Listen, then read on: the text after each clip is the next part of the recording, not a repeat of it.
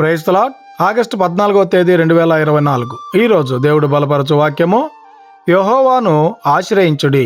ఆమోసు గ్రంథము 5వ అధ్యాయం 6వ వచనం. ప్రియమైనటువంటి దేవుని బిడలారా, ఈ ఉదయకాల సమయంలో ఈ లోకంలో ఉన్నటువంటి అనేక మందిని నువ్వు ఆశ్రయించి మోసపోయి ఉండొచ్చు. వారైనా నీకు మాట ఇచ్చి ఆ మాటని నీకు తప్పి ఉండొచ్చు. నేనున్నానులే, నీకేం భయం లేదులే, నీకు ఎలాంటి శ్రమలు వచ్చినా ఎలాంటి ఇబ్బందులు వచ్చినా నేను చూసుకుంటానులే అని ఈ లోకంలో ఉన్నటువంటి వారు నీకు చెప్పి వారైనా నిన్ను మోసం చేసి ఉండొచ్చు.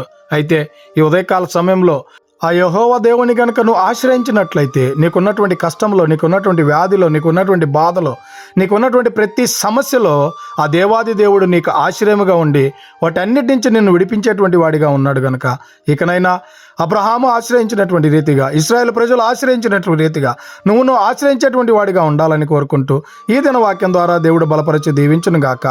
ఆమేన్.